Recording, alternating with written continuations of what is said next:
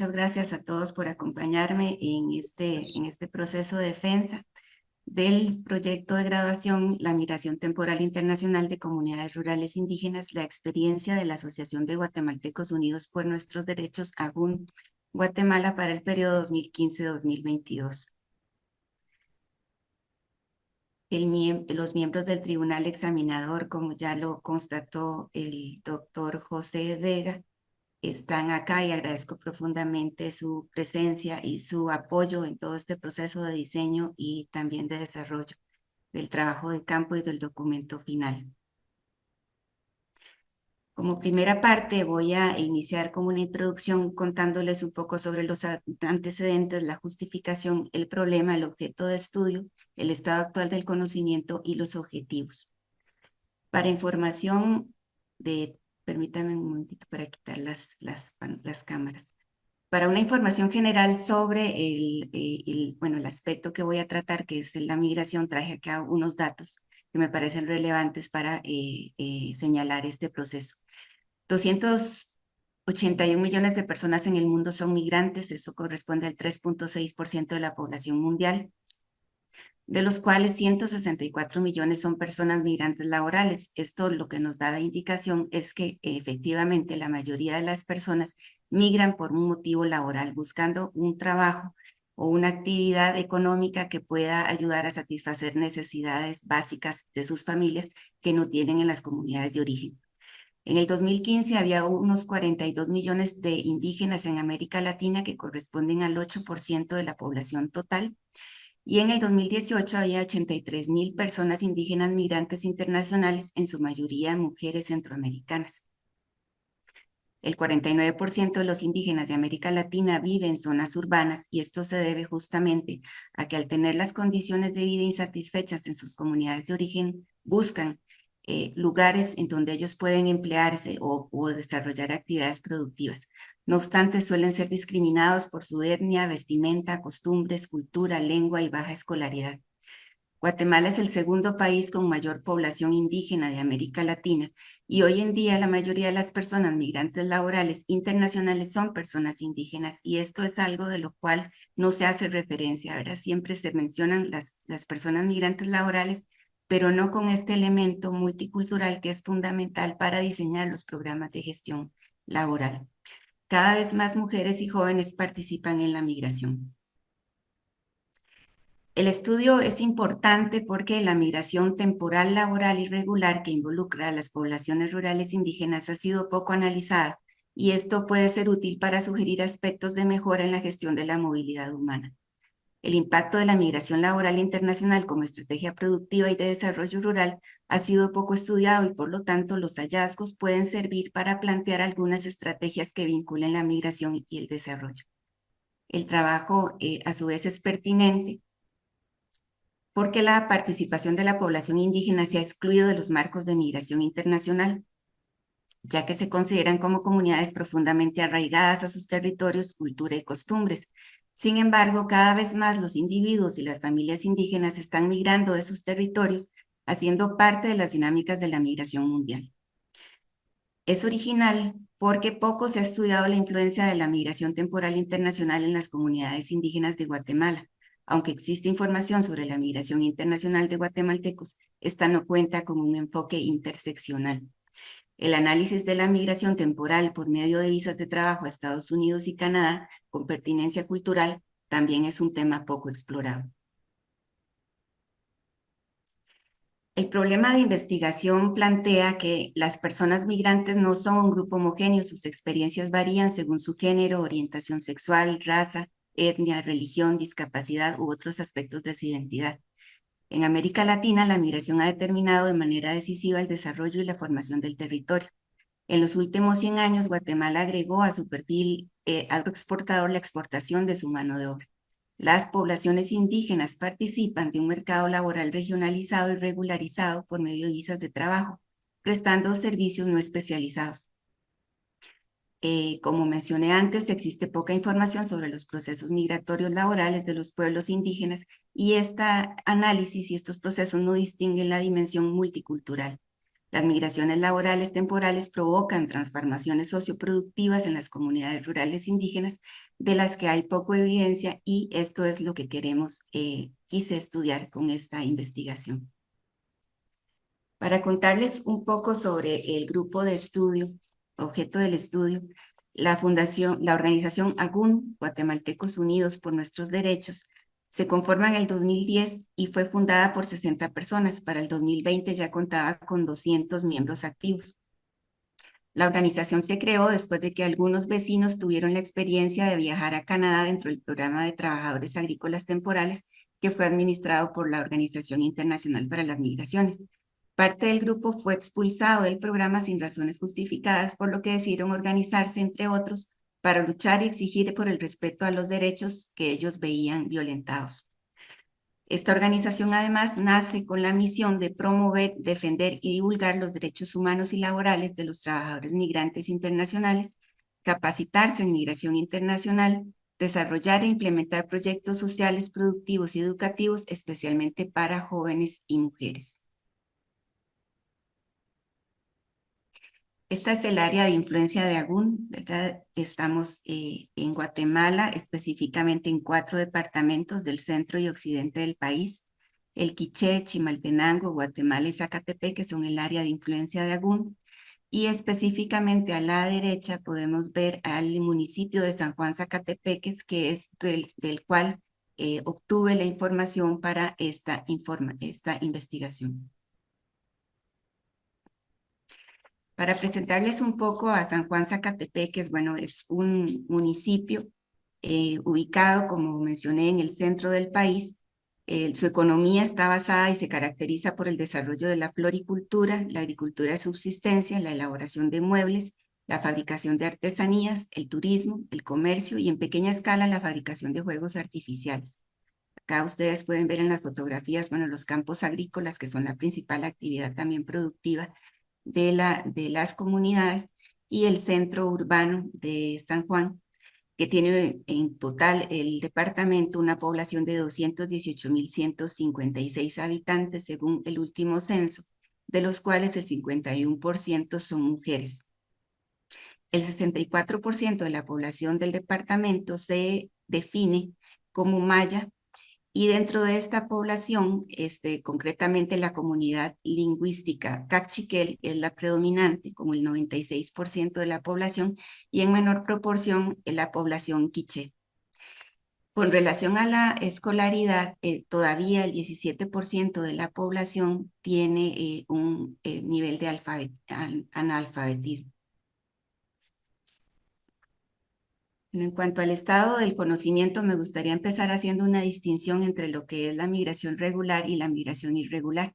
La migración temporal a la que hago referencia en esta investigación se refiere a un tipo de migración regularizada por medio de visas de trabajo, que es diferente a la migración irregular, que es la que conocemos y de la que se habla normalmente en los medios de comunicación también, y es la que realizan las personas sin contar con los documentos legales que les permiten establecerse en un país diferente al de su origen. En esta migración participa la población indígena cada vez más y ahora también en mayor proporción con relación a la migración ladina. También se habla de un proceso de feminización de las migraciones laborales. Actualmente se considera un 50% ya de participación de las mujeres, cosa que a diferencia de hace unos 20 años no era así.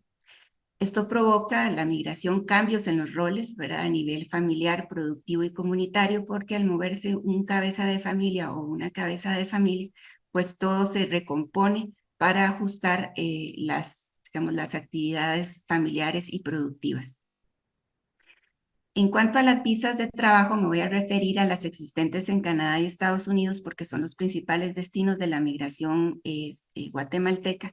En el caso de Canadá, y como pueden ver también, hay 2 tipos de visa: el programa temporal agrícola de trabajadores, que data de 1966, y el programa de trabajadores extranjeros temporales, que data del 73. La diferencia es que en el segundo no intervienen los gobiernos, es un acuerdo entre privados. Y en el caso de Estados Unidos existen 2 visas, la H2A, que es para trabajadores agrícolas, la H2B para trabajadores prestadores de servicios, y que datan desde 1986. Como ven, estas visas no son nuevas, estos procesos no son nuevos, pero sí son nuevos para la región, porque por ejemplo las visas H2A y H2B recién se renovaron para Guatemala en el 2020. Estos procesos tienen en su mayoría, como mencioné, un control gubernamental porque se establecen por medio de acuerdos bilaterales entre los países.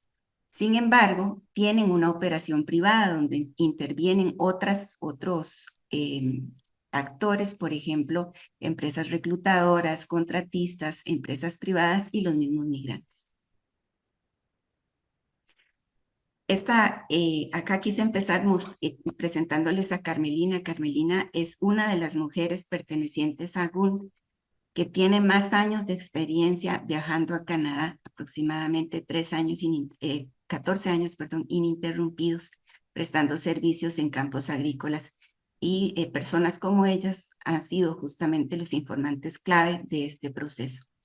El objetivo general es determinar la influencia que tiene la migración temporal internacional de poblaciones indígenas miembros de AGUN, Guatemala, específicamente en su organización socioproductiva rural durante el periodo 2015-2022. Como objetivos específicos se plantean caracterizar la organización socioproductiva rural de las unidades familiares antes y después de la migración temporal internacional, describir la dinámica de la migración temporal internacional que realizan las personas indígenas miembros de AGUN y diagnosticar el manejo de los recursos en la transformación socioproductiva rural producto de la migración temporal internacional. Para referirme al marco teórico, extraje algunos elementos que me parecen importantes para contextualizar la investigación. Primero, la migración guatemalteca, sobre la migración guatemalteca, el 97% de los migrantes están en Estados Unidos. Aproximadamente 110.676 personas por año salen del país, 303 personas diariamente. Esto nos da un significado de lo que es la dimensión de la migración para Guatemala, y el 63% de ellos logran llegar al país de destino.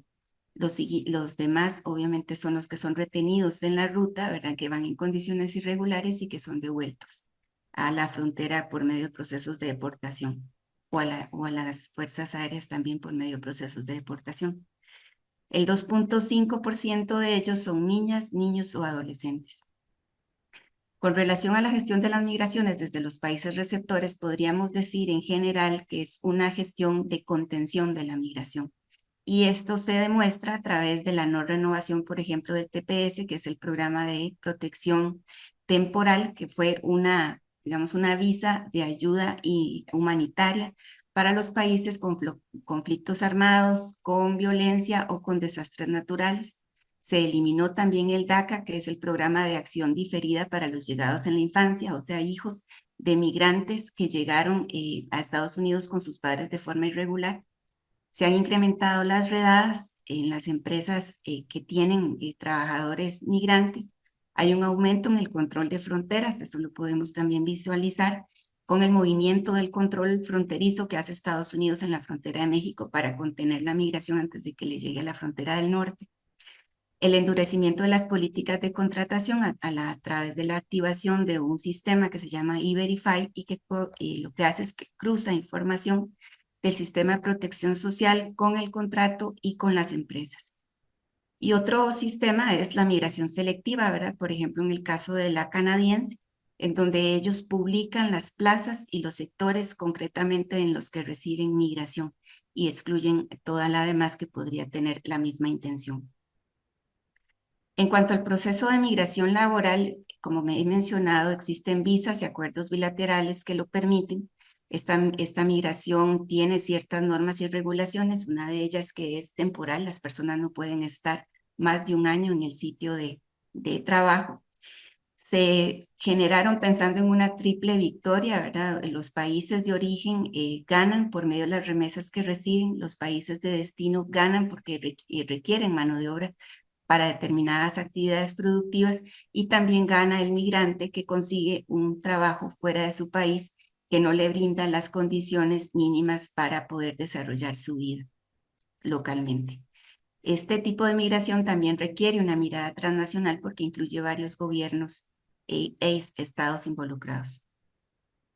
Sobre la participación rural indígena, un dato importante es que el 43% de los hogares indígenas viven en condiciones de pobreza y pese al arraigo con su origen migran en busca de trabajo llevando consigo la cultura, tradiciones y a otros contextos del que también traen remesas sociales, que son esas remesas justamente que no son económicas, ¿verdad? Por ejemplo, cambios culturales, adopciones tecnológicas, entre otros.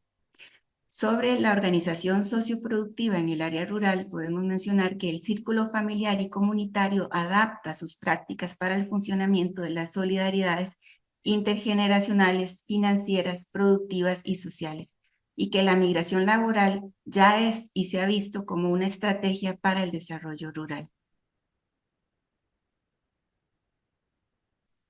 Con relación a la metodología, dado que el tema y el tipo de trabajo que estoy realizando, que se realizó, se optó por una metodología cualitativa.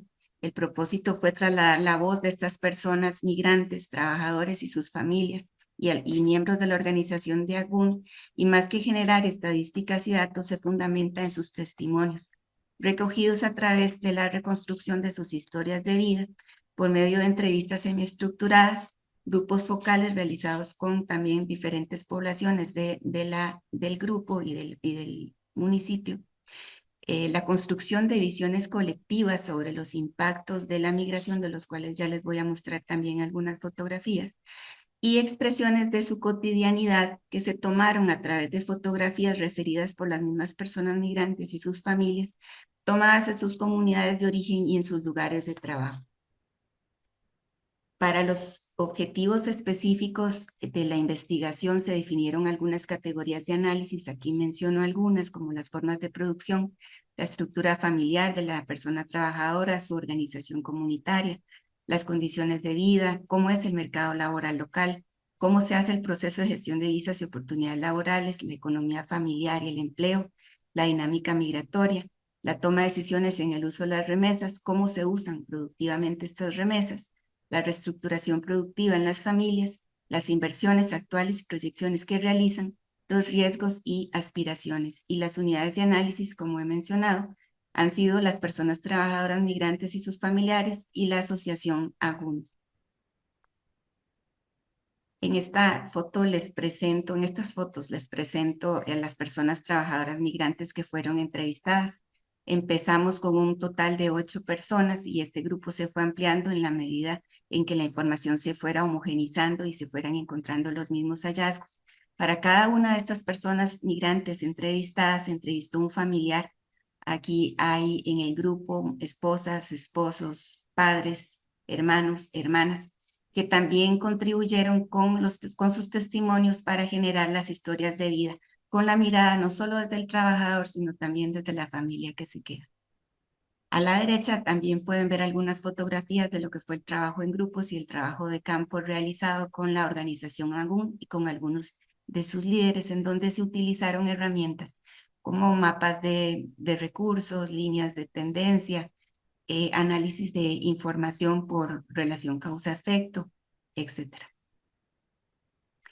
En esta otra imagen quería mostrarles también de las herramientas que se utilizó y fue la construcción colectiva del aporte de las migraciones laborales en el municipio, por medio de un análisis que lleva digamos, un abordaje social y también un abordaje lúdico, en este caso por medio del dibujo y la pintura. Se llevó a identificar elementos que las personas relacionaban con el aporte de las migraciones en sus contextos. Y gracias a la gestión de AGUN se logró tener esta pared que está enfrente del centro de salud del municipio, en donde ellos pudieron trasladar sus imágenes y sus recursos para mostrar lo que significan las migraciones para ellos. Acá podemos ver el uso que distingue mucho a la población maya guatemalteca, ¿verdad? El uso de los colores, el uso de las imágenes que muestran elementos que ellos relacionan con prosperidad, en el caso de la felicidad de los niños, de la producción agrícola, etc. Incluso el calendario productivo. Como resultados, voy a referirme a, aquí hay otras imágenes del primer objetivo específico, me referiré a ellos por objetivo. En el primero, que buscaba la caracterización de la organización socioproductiva rural de las unidades familiares antes y después de la migración temporal, es decir, que las personas trabajadoras migrantes y sus familias pues, son agricultores de origen, agricultores que a través de sus propias generaciones van trasladando el conocimiento y las prácticas agrícolas y que se dedican fundamentalmente a la agricultura, que esta agricultura tiene dificultades en el desarrollo local, como los altos costos, la falta de asistencia técnica, la baja capacidad de inversión, la fertilidad de la tierra, la carencia de tierra propia, entre otros. Que como estamos hablando del altiplano, pues el agua es escasa en esta geografía. Las aguas superficiales son muy escasas y las aguas subterráneas están a mucha profundidad porque las alturas promedio rondan entre los 2.500 metros sobre el nivel del mar. Y esto definitivamente es un desafío para la producción cuando no se cuenta con sistemas de riego adecuado, por ejemplo, o cuando incluso las personas deben sembrar y producir solo con la humedad que guarda el suelo en la época de invierno. En este aspecto, el AGUN, que como organización comunitaria aporta desde la defensa de los derechos laborales de las personas migrantes, pero también aporta en diferentes proyectos de desarrollo, los cuales buscan además generar oportunidades para los que se quedan. Esto hace también que las personas busquen otros medios de subsistencia, diferentes a la agricultura, por ejemplo, el empleo en maquilas, que las maquilas también son empresas que están y que tienen una alta concentración y presencia en Zacatepeques, o bien en otro tipo de actividades como el comercio. Por lo tanto, la migración se convierte en un medio de subsistencia, existe una percepción positiva sobre ella y también aspiracional para poder conseguir estas visas que son restringidas, que hay una cuota anual, que no todo el que quiere va, ¿verdad? Sino que tiene que pasar por un proceso de selección. A la derecha pueden ver un mapa de recursos. Los dibujos que están hechos en color negro son los recursos existentes en el territorio y los elementos que se fueron adicionando en colores son aquellos que ellos identifican relacionados con la migración. Ahí, por ejemplo, podemos ver más niños yendo a la escuela, más personas produciendo, más casas, ¿verdad? Porque las remesas permiten esto, mejoras incluso en la infraestructura comunitaria y hasta en el 4 que se puede ver ahí está el avión que representa la migración. En cuanto al objetivo específico 2, que se refiere a la descripción de la dinámica de la migración temporal internacional que realizan las personas indígenas miembros de AGUN, yo diría que este es el capítulo que aporta mucha información a la gestión de conocimiento con relación a las migraciones, porque como mencioné al inicio, existe poco detalle sobre cómo son estos procesos. Los programas de migración laboral temporal internacional son promovidos por diferentes organizaciones, dentro de ellos el mismo gobierno, el mismo Estado, organizaciones también de carácter privado, también intervienen organizaciones internacionales como la OIM, reclutadores privados que buscan trabajadores para las empresas que necesitan que esta población llegue a su destino. Existen diferentes criterios y requisitos para optar por una visa de trabajo temporal. Uno de estos es la condición de salud. Ellos pasan por un examen de salud que incluso lleva pruebas físicas para determinar que son idóneos para el trabajo que van a hacer. Además de esto, hay un cumplimiento de requisitos documentales, por ejemplo, antecedentes penales y policíacos, el trámite del pasaporte, la misma visa de trabajo temporal, y esto tiene un costo aproximado promedio de unos $500 que cada trabajador debe invertir para cumplir con este proceso. Eso lo pagan ellos, si son elegidos, bueno, y si no son elegidos, pues también esa inversión la pueden perder. Hay algunos criterios de exclusión que no están tan claramente definidos. Por ejemplo, no están definidos en los papeles, sin embargo, la gente conoce de ellos. Hay un tema con la edad.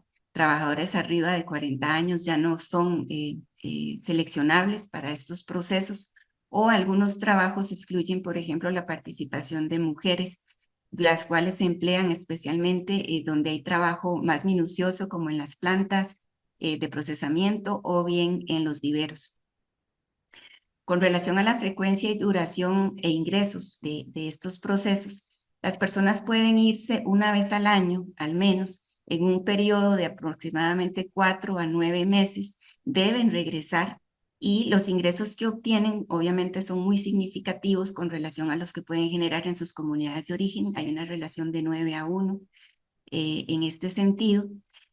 Y bueno, también para contarles un poco sobre las condiciones laborales, claro, esto es súper extenso y en el documento está con mucho más detalle todos los testimonios de las personas, pero a ellos les proveen vivienda cuando llegan a los lugares de trabajo que normalmente comparten con otros trabajadores.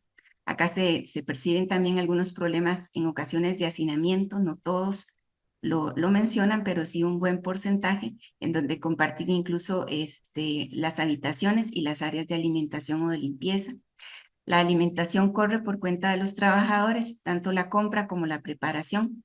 La comunicación normalmente ahora es más factible hacerlo porque muchos de ellos ya cuentan con celulares, pero los que no tienen o hacen uso de un teléfono comunitario, ¿verdad? Un teléfono que está en el sitio de vivienda y que tienen que compartir con los demás trabajadores, donde pueden comprar también tarjetas telefónicas para poder hacer llamadas y comunicarse con sus familias. Con relación al transporte, el transporte aéreo para llegar al sitio de trabajo debe ser proveído por en este caso por el empleador. El tiquete aéreo de ida y vuelta en relación también con el periodo que se establece en el contrato lo debe proveer el contratante. No obstante, en algunos casos esto no se da, ese fue uno de los hallazgos, y el mismo migrante incurre en este gasto. Cuando están en las áreas de operación, ellos reciben instrucciones y supervisión, existen capataces, algunos hablan español para recibir las instrucciones, no en todos los casos. Y con relación a los contratos y beneficios, hay un tema importante a señalar y es que estos documentos todavía siguen estando presentados en inglés y en francés, cosa que hace que ellos firmen documentos de los cuales conocen o desconocen muy poco, ¿verdad? Desconocen el contenido. Las jornadas laborales son extensas, depende del trabajo y depende también de la voluntad del trabajador. Ellos allá ganan por hora, entonces es normal que quieran trabajar el mayor tiempo posible, aunque esto violente, digamos, sus derechos como trabajadores. Las jornadas oscilan entre las 8 y las 14 horas, dependiendo del trabajo que haya y la disponibilidad también de los patronos para permitirlo. Los salarios traen descuentos, por ejemplo, esa vivienda que es proveída por los contratantes, se les descuenta también del salario, así también como se les descuenta la protección social, cosa que ellos no pueden recuperar a la hora de regresar con un contrato temporal como estamos hablando en este caso. El envío de remesas ocurre de dos formas, una por medio de empresas que están cercanas a los sitios de cultivo cuando esos sitios lo permiten y cuando no, cuando están muy alejados de los sitios urbanos. Estas remesas, existen personas que hacen este trabajo y por medio de las cuales ellos hacen los envíos de dinero a sus familias. Los contratos establecen digamos, la obligatoriedad de asistencia médica, que no siempre está presente en las áreas de trabajo, pero ellos saben que en caso de contar o requerirlo pueden solicitarla. En algunos casos también este ha sido un problema de dificultad porque no se les presta la debida atención o oportunamente. Otros problemas de índole laboral son incumplimientos en cuanto a tanto a la duración de los contratos, en algunos casos se terminan antes de tiempo si el contrato se acaba, de las jornadas laborales, de los salarios. Y otro también de las dificultades es que, como mencioné antes y que fue el motivo de la organización de AGUN, es que no se les renuevan los contratos de trabajo porque cuando ellos regresan deben contar con una recomendación del patrono para el año siguiente poder optar nuevamente por un nuevo contrato. Si ellos no traen eso, porque tal vez presentaron alguna diferencia con el empleador o por otro tipo de razones, ellos no pueden volver a optar por las visas. Con relación a las preocupaciones desde el sentir de las personas y las trabajadoras, pues efectivamente existe para ellos, es la primera vez que salen de su comunidad, es la primera vez incluso que salen del país, el temor por dejar a la familia, a los hijos pequeños, especialmente en el caso de las mujeres, que dejan esa labor de cuidado, ¿verdad?, de los ancianos o los familiares enfermos, son motivos también que los hace pensar en este proceso. Sin embargo, ante la pregunta si volverían a migrar, el 100% dijo que sí. Y esto pues se debe a que la migración laboral se ha convertido en una forma de generar ingresos que no tienen en sus comunidades. Estas fotos son proveídas por ellos, son migrantes en sus lugares de trabajo, en sus días de trabajo, algunos en Canadá, algunos en Estados Unidos. Quise ponerlas de referencia para que vean un poco también cómo es y qué actividades son los que realizan. Abajo al centro podemos ver una fotografía de un medio de transporte en donde los trabajadores están yendo a las áreas de cultivo. Y a la derecha es un apartamento en Canadá, en Quebec, en donde se ve un grupo de trabajadores migrantes que comparten con otros trabajadores, probablemente no solo guatemaltecos, también centroamericanos y mexicanos que migran a esos sectores y donde además de compartir el espacio físico, pues también comparten la preparación de alimentos y los momentos de descanso. Con relación al objetivo específico 3, que buscaba el diagnóstico del manejo de los recursos en la transformación socioproductiva rural producto de la migración temporal, efectivamente podemos decir que hay una mejora significativa en los ingresos familiares. Entre más viajes de trabajo, mayores oportunidades de inversión. Dentro del análisis se encontró que las personas que han viajado entre 1 y 3 veces aún no muestran grandes opciones de inversiones. Esos, digamos, ingresos que obtienen los utilizan en satisfacer necesidades básicas fundamentales como alimento, vivienda, comida, trabajo, estudio. También en ver y atender a las personas enfermas o pagar las deudas, porque muchos de ellos, como dije, se endeudan para poder cubrir los costos mismos de la migración. Es a partir del cuarto viaje donde se pueden encontrar ya alternativas o elementos de inversión importantes como mejoras en las viviendas, comercio o incluso inversiones en otro tipo de actividades que les pueden generar ingresos. Sobre la toma de decisiones sobre el destino de los nuevos recursos recae normalmente en el cabeza de familia, en la mayoría, en este caso, son hombres. No obstante, entrevistaron a un par de mujeres que también son cabezas de familia y que ellas también deciden sobre qué se hace con estos fondos. Esto permite inversiones familiares, comunitarias y también en poca medida, pero sí se identifican algunas adopciones tecnológicas gracias a lo que van aprendiendo en las áreas de cultivo en Canadá y Estados Unidos. Los familiares asumen los roles de de las tareas de cuidado y en la agricultura. Hijos, abuelos, esposos, esposas se ocupan de esas actividades mientras la persona cabeza de familia está en condición de migración laboral. Cuando regresan, uno pensaría que ellos vuelven a retomar la agricultura y es interesante el hallazgo y es que no, porque el periodo en que ellos están afuera, entre 4 a 9 meses, no les da oportunidad para realizar un nuevo periodo de un cultivo. Entonces muchos de ellos abandonan la agricultura y se insertan laboralmente como trabajadores de otros o en comercios o en actividades personales o en las maquilas. En tanto, vuelven a tener la opción de viajar.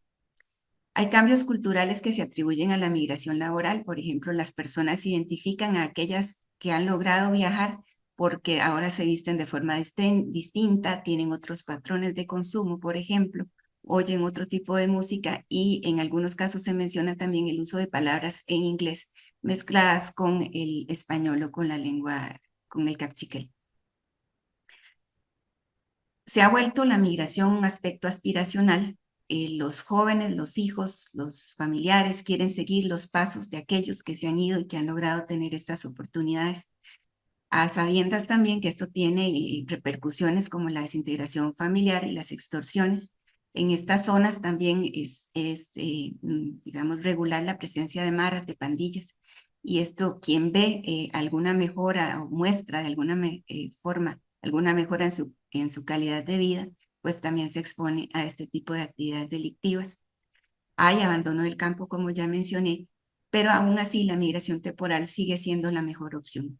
Para efectos de esta presentación quise detallar un poco el tema del abandono del campo y algunas de las razones por las cuales esto sucede, La migración es una de ellas, los altos costos de producción, la falta de tierra propia, los bajos precios de las ventas de los productos, desconocimiento de los mercados, falta de agua y sistemas de riesgo, las remesas, que eso representa también el impulso de nuevas actividades productivas diferentes a la agricultura, las técnicas agrícolas rudimentarias, los intermediarios, las plagas y enfermedades, la infertilidad de la tierra y el acceso a educación, especialmente de los hijos, que los hace pensar también en otras ocupaciones diferentes a la agricultura. En estas fotografías también proveídas por ellos, pueden ver algunos de sus viviendas, algunas mejoras en las viviendas. En general, la construcción ya de segundos niveles, la ubicación de piso, la colocación de piso, algunos electrodomésticos también que las remesas han permitido establecer, o algunas inversiones como es el caso del transporte público. Como conclusiones y recomendaciones, me gustaría en la parte de conclusiones, indicar que efectivamente la migración laboral temporal ha tenido impactos positivos como la mitigación de la pobreza, el incremento de la riqueza en los hogares y el impulso del consumo privado y el crecimiento, mayor conocimiento, especialmente de prácticas laborales y tecnologías. Como flujo de transferencia, los ingresos de la migración laboral tienen un impacto positivo en la dinámica macroeconómica y microeconómica de los países receptores. Hay una diversificación productiva, hay inversión, hay crecimiento personal que se atribuye a la experiencia. En algunos de los testimonios ellos mencionaban que la persona que se va ya no vuelve a ser la misma. Y con relación a los impactos negativos, pues ya los he ido tratando a través de la presentación, pero acá hago un resumen. Los programas de migración aún tienen desafíos para su gestión y carecen de un enfoque interseccional y de derechos. Hay un aumento en el número de hogares de los cuales la cabeza de familia es una mujer. Hay desintegración del núcleo familiar al emigrar uno de sus miembros. Abuelos que también necesitan cuidados, ¿verdad? Y que están también en situación de cuidado. Hijos, familiares y hermanos asumen estos roles y también los roles de las labores agrícolas mientras la cabeza de familia está fuera. Se exponen a extorsiones a aquellos que muestran una mejoría en sus ingresos y el abandono del trabajo en el campo, como mencioné. Como recomendaciones, hay algunas recomendaciones acá dirigidas a los gobiernos, a los estados, pero también a las empresas. En el caso de los gobiernos y en el caso de las organizaciones que atienden la migración y gestionan la migración laboral, es necesario fortalecer la gobernanza de la migración laboral con enfoque interseccional y de derechos a través del reclutamiento ético, equitativo y transparente, la gestión de empleos verificando a los contratistas, un monitoreo adecuado de condiciones laborales y sistemas efectivos de denuncias es requerido, lo cual ahorita no sucede, y asegurar las condiciones para el retorno en las comunidades de origen. Si las personas pudieran tener elementos para invertir, reinvertir en sus comunidades de origen, ellos podrían también pensar en que la migración no debería ser algo a largo plazo, sino que puede tener y desarrollar un plan de vida con ella. Otro de las recomendaciones es fortalecer el tejido social de las personas trabajadoras migrantes, esto también para las ONGs y cooperación internacional que se dedican al tema, vincular la migración laboral como estrategia para el desarrollo rural con enfoque territorial. Es un hecho la migración laboral, es un hecho que las personas se seguirán yendo. Entonces, ¿cómo utilizamos la migración laboral también como estrategia para que esto ocurra de forma más sistemática y mejor hecha?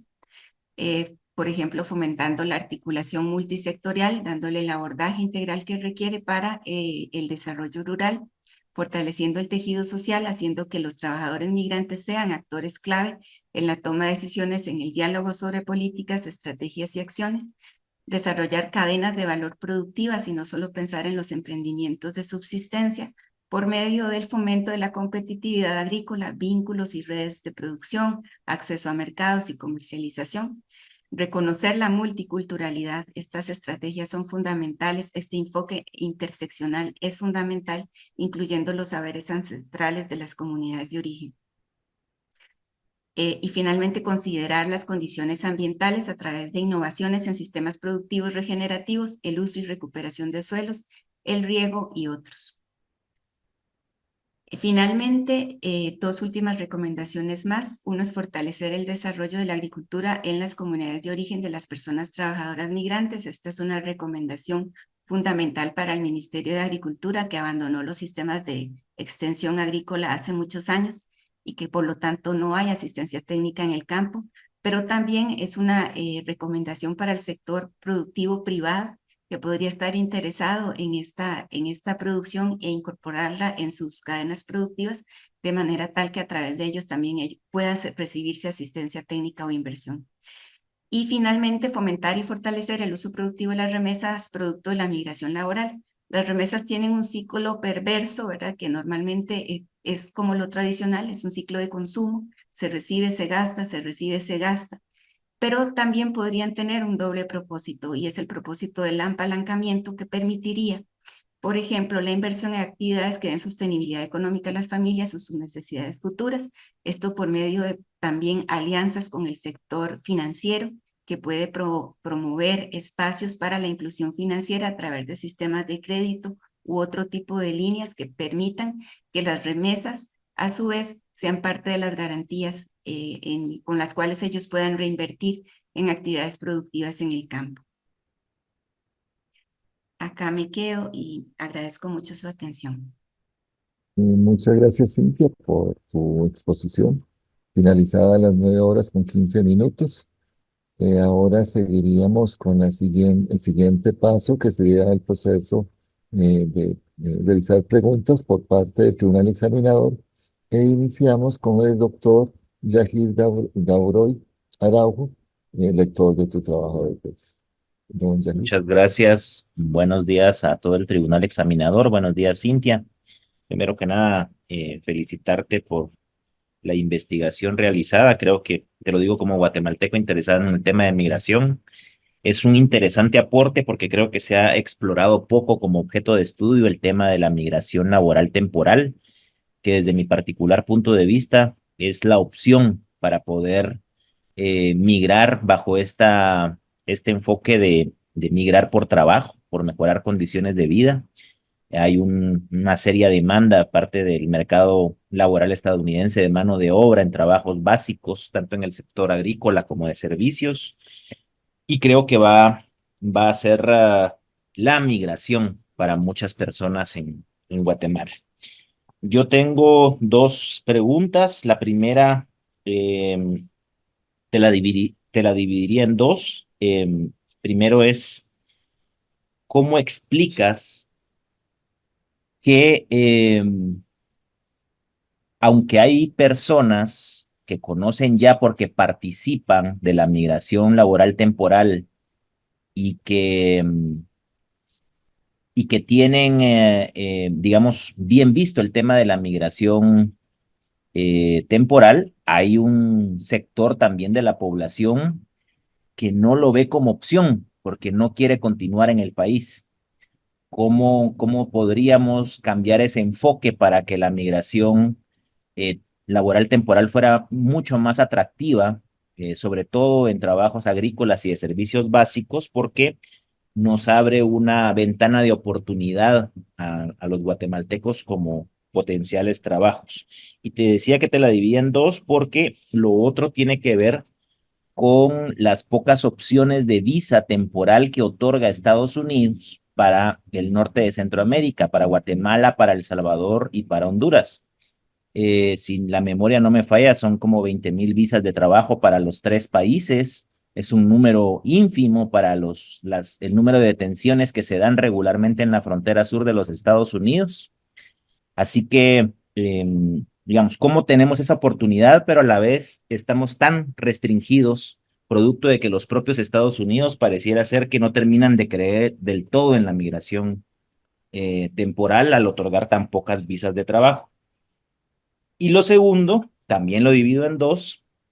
Tú nos presentaste varias conclusiones y recomendaciones. A mí me gustaría que pudieras especificar cuál es la conclusión y la recomendación más significativa con la cual te quedas tú como investigadora, sobre todo de la mano del objetivo general de la investigación, que era la determinación de la influencia. Entonces, digamos, la influencia que tiene ese tipo de cuestiones para la migración eh, temporal. ¿cuál sería tu conclusión más significativa y la recomendación también más significativa? Muchas gracias, Jair. Bueno, con relación a la primera pregunta, ¿cómo la migración laboral temporal podría ser más atractiva?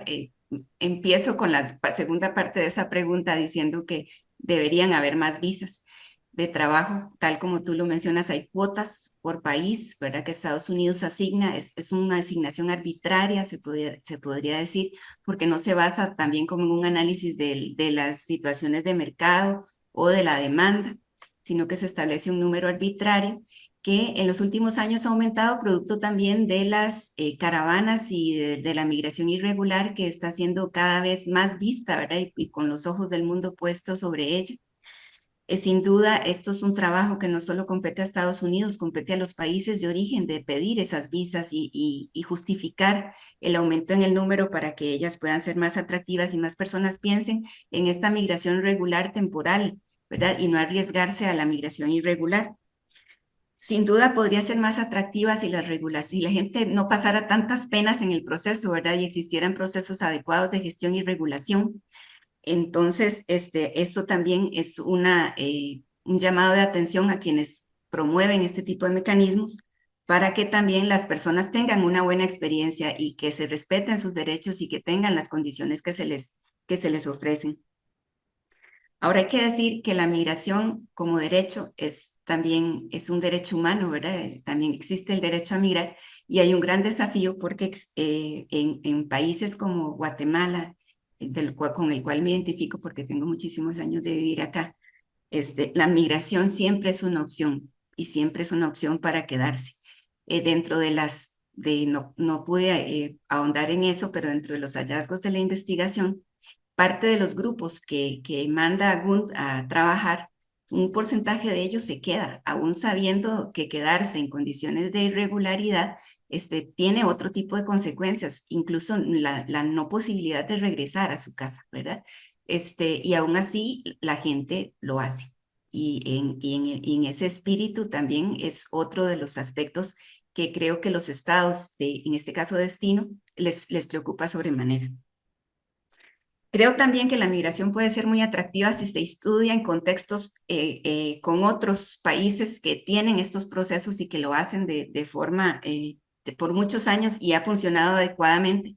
El primero, menciono un caso que es el caso de Vietnam. Vietnam tiene un sistema muy similar, digamos, unas condiciones de migración similares a las de Guatemala, un país que tiene una gran cantidad de población que no encuentra oportunidades laborales y productivas en su país y que opta por la migración para satisfacerlas. Pero Vietnam tuvo una visión importante y es que reconoce que tiene estos flujos, reconoce que tiene esta necesidad y sale como Estado a buscar esas oportunidades afuera para sus connacionales. Y creo que esa es una práctica interesante de la cual Guatemala podría aprender mucho. Claro, todo tiene otra vez un montón de desafíos, habría que generar todo el sistema, sin embargo, creo que el punto de partida es reconocer que tenemos migración, que esa migración hay que gestionarla, que necesitamos trabajos que los países no pueden generar y que esos trabajos están siendo demandados en otros contextos y que podríamos aprovechar esa oportunidad. Y bueno, y con relación a la segunda pregunta, sobre la recomendación más significativa, yo me quedaría con la del vínculo de la migración y las políticas de desarrollo rural integral con enfoque territorial. Creo que ahí hay un elemento, la migración es un elemento que se suma ahora al contexto del desarrollo rural, que está ahí, que no va a desaparecer, que se hace de forma regular como los procesos que presenté en esta investigación, pero que también se sigue y se continúa haciendo de forma irregular, producto de las dificultades estructurales que impiden que las personas puedan quedarse en sus países de origen. Yo creo que hay que hacer ese relacionamiento entre las políticas, entre los instrumentos de planificación y tomarlo también como una de las estrategias que pueden incluso generar formas de mejorar la vida en el campo.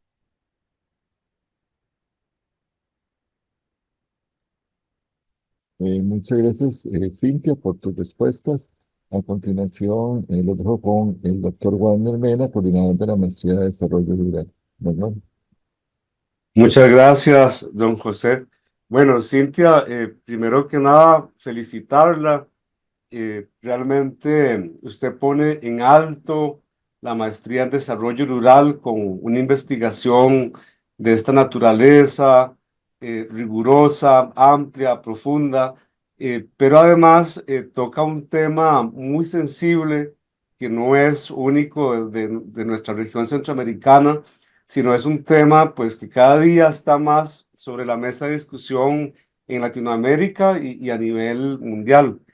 De manera transversal se han tocado temas que van más allá del entorno rural, como lo son los derechos humanos, la dignidad, las migraciones y muchos temas complementarios. Cuando uno ve una investigación de esta naturaleza, pues surgen muchas inquietudes acerca de qué temas investigar, qué otros aspectos deberíamos considerar en el plan de estudios de la maestría. Y yo creo que al final una investigación en una maestría académica es eso, es generar un nuevo conocimiento científico, pero no para engavetarlo, un nuevo conocimiento científico que nos permita reflexionar, analizar sobre la realidad social de nuestros países y principalmente pues poder tomar decisiones para, ya sea para el diseño de políticas, de programas, de proyectos, etcétera. Entonces, realmente felicitarte por el excelente trabajo. Tengo muchísimas inquietudes, pero creo que mejor te vamos a invitar a un panel con los estudiantes de las nuevas promociones. Y pues ahora simplemente tengo unas preguntas muy concretas. La primera, Cintia, en una investigación de esta naturaleza, de corte cualitativo, usualmente uno como investigador, aunque no hay oficialmente una hipótesis cuando se hace el diseño de investigación, pues uno tiene más o menos algunas percepciones acerca de lo que uno quiere buscar o lo que podría encontrar. Entonces, hoy te quiero preguntar algo diferente de lo que usualmente preguntamos en las defensas de tesis. Yo quería consultarte, Cintia, de los elementos que usted había visualizado cuando había trabajado el diseño de investigación y ahora pues que ya pasó todo este proceso. ¿Qué hallazgos te sorprendieron? O sea, ¿qué hallazgos más allá de la revisión de la literatura, de lo que usted tenía planificado, qué encontraste, elementos, hallazgos relacionados con tus objetivos que te sorprenden? Luego, en lo metodológico, este, y como parte de los resultados, son muchos de los temas complementarios que surgen. Entonces ahí, Cintia, quisiera que por favor, si puedes identificar al menos 3 ejes temáticos que usted considera que es necesaria profundizar su investigación, ya sea desde la maestría, ya sea desde otras disciplinas, ya sea desde la academia, desde el sector privado, pero como parte de esta investigación que usted diga, bueno, aquí necesariamente hay que profundizar investigación en esos 3 temas. Y la tercera pregunta, Cintia, es la transformación tuya como ser humano, como profesional. ¿Cómo podemos explicar a Cintia antes de la tesis de posgrado y Cintia después de la tesis de posgrado?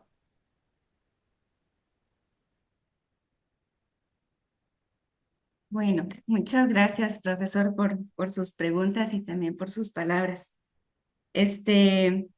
Muchas cosas me sorprendieron, tengo que decir eso, ¿verdad? Para bien y para no tan bien, ¿verdad? Por supuesto.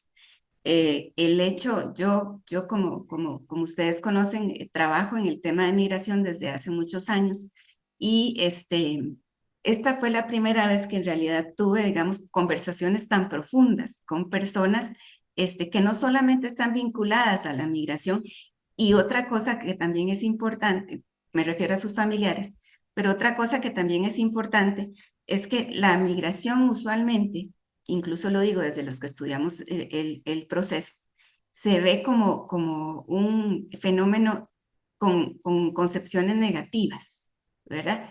Todo siempre es un asunto de violación de derechos, un asunto de vulnerabilidad. Las fotos que vemos en los medios de comunicación nos presentan personas en condiciones inhumanas, ¿verdad? Transitando por los territorios, etc. El primer hallazgo es que estas personas que yo visité y con las cuales hablé no tienen esa condición, a pesar de que han tenido dificultades, digamos, y tuvieron dificultades y cuentan de experiencias y cosas que les sucedieron en la experiencia laboral temporal. Ellos son personas que han visto la migración como oportunidad y ya solo eso para mí le da otra connotación al tema. Aprendí mucho y me sorprendió mucho sobre el proceso de reclutamiento como tal, ese contacto con los migrantes en sus áreas de trabajo, en el día a día, por medio de las fotografías que enviaban, fue muy relevante para mí porque a usted se lo cuentan, uno lo lee, ¿verdad? Pero verlo en el día a día es distinto. Y aprender de eso es necesario para mejorar también los sistemas y las condiciones en que mandamos a las personas a trabajar afuera. Los gobiernos se encargan de mandar a las personas afuera, pero no se encargan después de cómo les va y qué pasó con eso. Y ahí hay un desafío importante. Otra cosa, menciono esto como, digamos, asuntos sorprendentes y es también la forma en que ellos perciben la migración. Las personas que regresan, porque como ya mencioné en la pregunta anterior, algunos se quedan, ¿verdad? Y es una decisión también quedarse. Pero las personas que regresan tienen efectivamente el interés de quedarse en su territorio. La gente quiere quedarse en su comunidad, pero no tiene condiciones para quedarse en su comunidad. Entonces, eso, la forma de vida, cómo ellos piensan, las inversiones en su familia, en su casa, en mandar a los hijos a estudiar, etcétera, todo eso tiene que ver con la generación de condiciones para quedarse. Y yo creo que ese es un tema clave a estudiar y me paso a la siguiente pregunta, y es cómo podemos profundizar en los mecanismos adecuados para que la gente se quede. ¿Qué condiciones son las mínimas que necesitamos desde los gobiernos, desde la sociedad civil, desde la cooperación internacional, generar para un retorno adecuado? Y que las personas vean la migración como una etapa de su vida, pero no como la etapa permanente de su vida porque va a seguir constantemente padeciendo, digamos, de necesidades. El otro tema que yo profundizaría definitivamente es un estudio a nivel de políticas. Hay un gran, digamos, se podría decir, muchísimas políticas que hablan sobre migración, muchísimas políticas que hablan de desarrollo, pero todas en su burbuja y no se conectan, ¿verdad? Y yo creo que es necesario trabajarlo como un plan de país, como un plan en donde la migración hace parte de la estrategia de desarrollo del país. Esto es inminente, no es un fenómeno que está ocurriendo, esto es una cosa que ha sucedido, sucede y seguirá sucediendo. Y desde el punto de vista de las comunidades indígenas, yo apuntaría al siguiente tema a explorar, y es cómo podemos identificar con mayor claridad cuáles son los aspectos de interseccionalidad necesarios para incorporar en los elementos de la gestión migratoria laboral. Voy a poner un ejemplo. Las mujeres que migran, ¿verdad? Son mujeres de origen maya cachiquel que utilizan esos trajes que ustedes vieron en las fotografías, por ejemplo.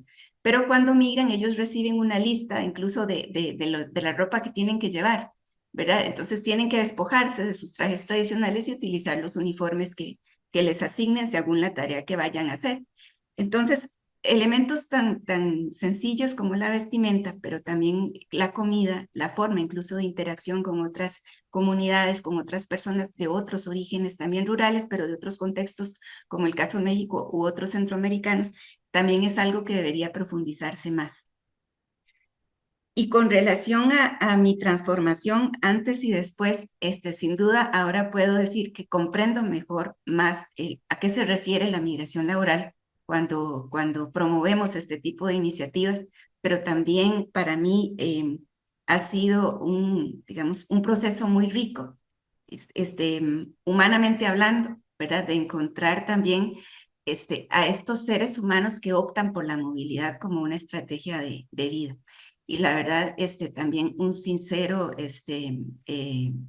agradecimiento a ellos, y también puedo decir que me siento muy conmovida de las experiencias que logré tener. Son guerreros, ¿verdad? Personas que están luchando por mejorar sus condiciones de vida y las de sus familias. Y sin duda, para mí fue una maravillosa experiencia poder tener esta interacción con ellos. Muchas gracias, Cintia y don Werner, por sus preguntas. A continuación, les cedo la palabra al doctor Wilson Picado, tutor de la tesis. Don Wilson. Gracias. Disculpen si escuchen un ruido externo, pero ha coincidido esta conferencia con otra. Antes que nada, quisiera felicitar a Cintia por el trabajo que ha realizado. Es muy fácil trabajar con una estudiante con el nivel de conocimiento que tiene Cintia sobre el tema, pero también con esa disposición para corregir una buena investigación. Hay algo que me gusta muchísimo en la tesis de Cintia y es que logró construir un relato muy coherente y especialmente polifónico.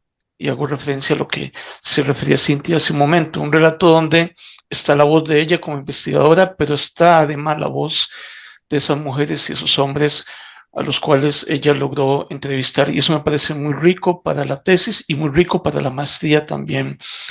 En investigación social no tenemos sistema de ecuaciones, pero sí tenemos relatos, sí tenemos narrativas. Y un tema tan particularmente como la migración, es muy importante que en ese relato, que en esa narrativa, esté también bien objetivada, bien datada, bien incluida la voz de las personas con las cuales investigamos, y creo que Cintia ha hecho un magnífico trabajo en ese sentido. Pienso, por ejemplo, y este es mi segundo comentario, que también la tesis de Cintia nos pone a pensar, y esta es una indirecta muy directa para el estimado colega Werner Mena, la importancia de incluir en la malla curricular cursos sobre migración laboral. Hay cursos en los cuales, por ejemplo, el curso que yo tengo a cargo, tocamos el tema, pero de manera más o menos marginal. Creo que en una maestría en desarrollo rural, el tema de la migración laboral es importantísimo. Son flujos muy importantes a nivel global que de alguna manera deberíamos tratar de visibilizar más en nuestra oferta curricular. Básicamente, esos son mis comentarios. Creo que la tesis, como algún colega decía, pues se defiende sola. La exposición de Cintia ha sido muy clara y muy sólida. Yo solamente quisiera preguntarle a Cintia cuál es el futuro de estas migraciones, pensando un futuro bastante complejo de cambio climático, de restricciones migratorias cada vez mayores, especialmente vinculadas con gobiernos conservadores que probablemente llegan al poder en Estados Unidos, pero también pensando, por ejemplo, en la gente joven. La gente joven ya está estudiando y tiene un costo-oportunidad, tiene una percepción del costo-oportunidad muy distinta respecto a la migración. ¿Cómo se imagina Cintia que va a desarrollarse este fenómeno, particularmente en Guatemala, durante los próximos 10 o 20 años? ¿Qué podría pasar? Haciendo un poco un ejercicio de prospección. Muchísimas gracias. Muchas gracias, profesor. Primero por todo su acompañamiento en este proceso, sus consejos, sus palabras ahora. Y bueno, y con relación a su pregunta, para mí la migración laboral es el futuro de las migraciones, y no es porque estoy tratando este tema, sino que es una forma correcta de gestionar los flujos y la movilidad humana. Las políticas de contención nos dan las luces de que efectivamente no funcionan. O sea, se puede cerrar el TPS, se cierra el DACA, se cierran las fronteras. Estados Unidos contiene la migración en México a ese nivel, ¿verdad? Con presencia militar, etcétera. Y la migración sigue sucediendo porque nuestros países no tienen condiciones para generar son condiciones estructurales, ¿verdad? Más complejas, que van más allá de políticas restrictivas de la movilidad humana. Para mí la movilidad laboral es la vía por la cual podemos también explorar otros territorios, no solo Estados Unidos y Canadá. En los últimos años también se ha visto movilidad humana para México, ¿verdad? Algunos ya donde ven tanta complejidad para llegar a Estados Unidos, ven en México una oportunidad, e incluso la migración centroamericana ve una oportunidad en Centroamérica.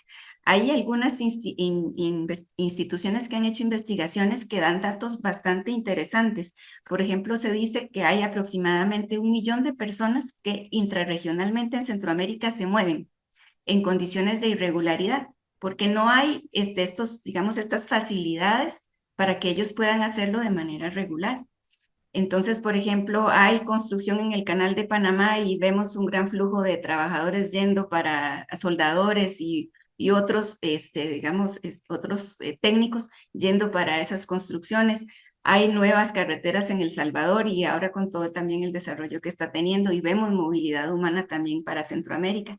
Creo que entre Centroamérica hace falta hacer un trabajo y ver la migración laboral más allá de los países tradicionales de destino.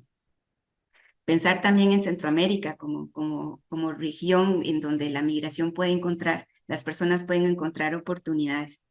Y sin duda también hay que plantear que la migración laboral que actualmente ocurre con las visas en el ámbito especialmente agrícola, pueden tener también otras miradas, ¿verdad? Podemos hablar también de otro tipo de migración asociada a otros sectores y a otras áreas productivas, incluso agroindustria, qué sé yo, tantas otras que también requieren alta intensidad, una intensidad importante en mano de obra. Eso sería como mis ideas sobre el futuro. Solamente si me permite el señor presidente, un comentario Sí, rápido. claro. Ahora estamos estudiando con colegas del CIEMPE una región cafetalera en Costa Rica que recibe mucha migración laboral nicaragüense y también panameña. Y la pandemia generó grandísimos problemas, como todos sabemos, por los cierres de fronteras. Y uno claramente se pone a pensar, leyendo su estudio, en todo lo que hay que hacer a nivel centroamericano para regularizar muchos de esos flujos que simplificarían muchísimo la migración, que la descargarían de ese montón de estigmatizaciones como lo señalas, pero que también en coyunturas críticas como una pandemia, pues facilitarían los flujos y no pondrían en peligro, por ejemplo, el levantamiento de la cosecha de café, que fue algo tan crítico en el 2020-2021 en ese país. Muchísimas gracias, Cintia. Sí, y perdón, solo si me disculpa, creo que un elemento importante en ese tipo de actividades es la portabilidad de derechos, que es un tema que también se menciona mucho. ¿Cómo hacemos para que los lleven como en una especie de carnet, verdad? Que, por ejemplo, la protección social, toda esta protección social que se pierde, ¿verdad? Todos estos meses que se pierden, ellos pudieran de alguna manera traerlos a su país. Creo que queda mucho trabajo en la región, no solo con Estados Unidos y Canadá, sino también en la región sobre cómo pensamos en eso. Cómo, por ejemplo, no se necesita uno a uno ir gestionando un permiso de trabajo, ¿verdad? Puede haber un ámbito más regionalizado del trabajo que permita incluso la movilidad, como la Unión Europea, ¿verdad? Que también, digamos, en un contexto pues, más pequeño en Centroamérica, pero digamos con esa idea. Muchas gracias, Cintia, por tus respuestas, a don Wilson por sus eh, preguntas. A continuación, bueno, me tocaría a mí para cerrar este ciclo de preguntas de este eh, paso. Y bueno, a mí me gustaría saber un poco más, Cintia, porque no es mi tema, ¿verdad? Yo no trabajo en este tipo de temáticas.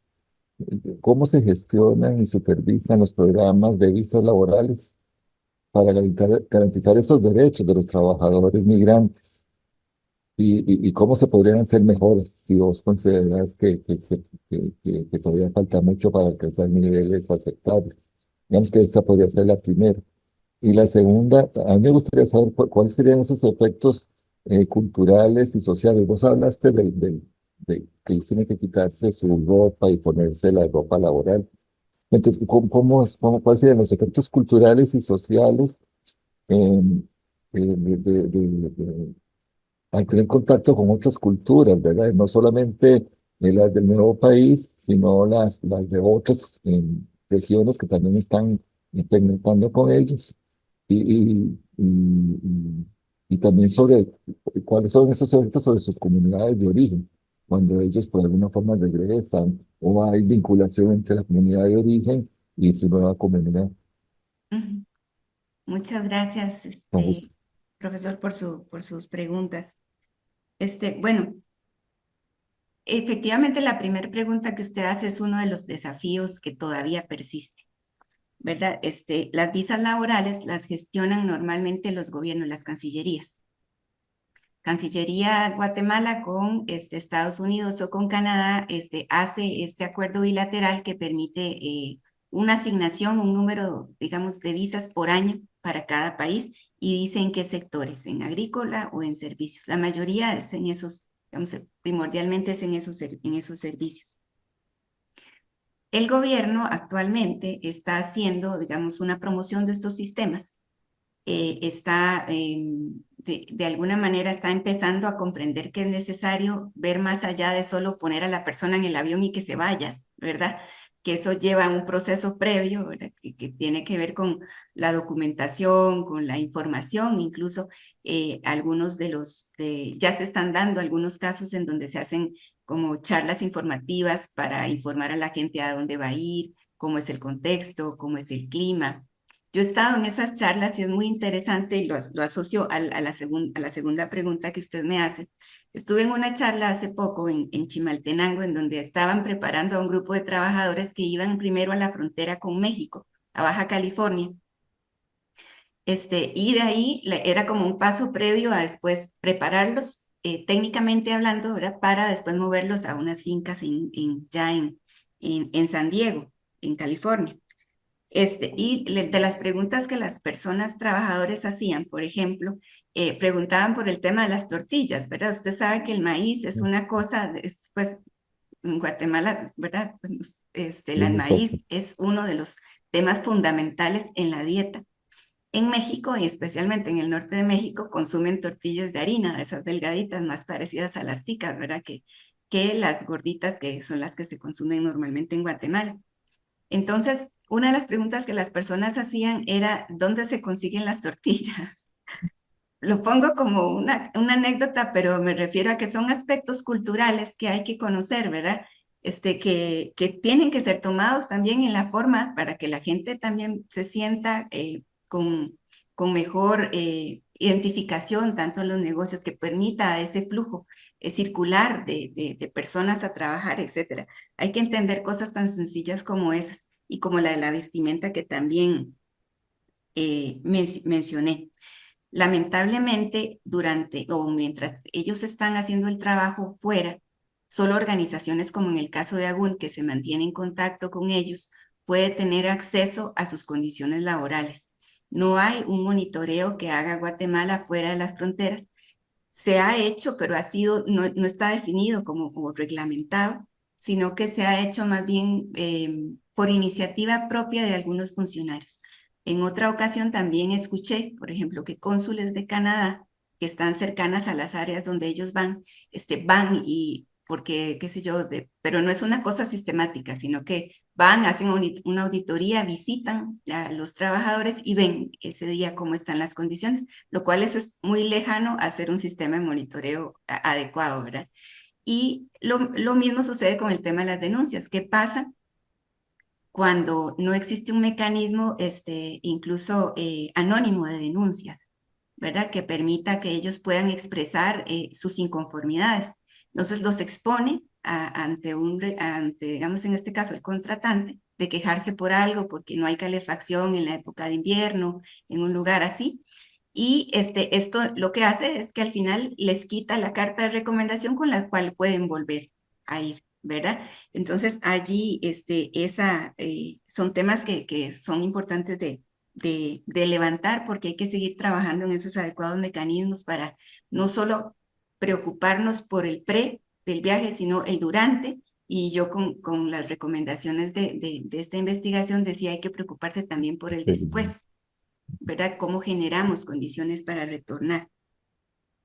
Y con relación a los efectos, bueno, algunas adopciones que ellos mencionan, normalmente son las más visibles, ¿verdad? Esto, por supuesto, podría ser motivo de otro estudio de investigación de tesis, pero las más visibles para ellos tienen que ver primero con ese, digamos, abandono del campo, ¿verdad? Abandonar el campo se vuelve también una aspiración para ellos, ¿verdad? Porque significan otras oportunidades, otro acceso al estudio, Y el campo ya no es atractivo, entonces hay que pensar también cómo el campo vuelve a ser atractivo, porque esto también pone en jaque todo el sistema de seguridad alimentaria, ¿verdad? En general. Adopciones que ellos mencionan, bueno, vestimenta, patrones de consumo, ¿verdad? Las personas ya ahora tienen otras cosas que antes no tenían. Hablan también de la música, del cambio incluso en la lengua, de utilizar anglicismos también a la hora de comunicarse. Fundamentalmente es como parte de lo que mencionaron. Muchas gracias, Cintia. A mí se Con me mucho ocurre, gusto. después de tu respuesta, eh, de cómo vas a hacer para difundir todos estos resultados, para que tengan un peso y realmente para que tu trabajo tenga una razón de ser más fuerte que solamente el posgrado. ¿Pensaste en publicaciones, en tener reuniones no sé, con dirigentes, con los tomadores de decisiones por allá? ¿Qué has pensado al respecto? Sí, bueno, desde mi punto de vista, bueno, desde el trabajo, este es un tema que nos interesa mucho y que se está perfilando. Lo primero que voy a hacer es una presentación porque hice una validación, ¿verdad?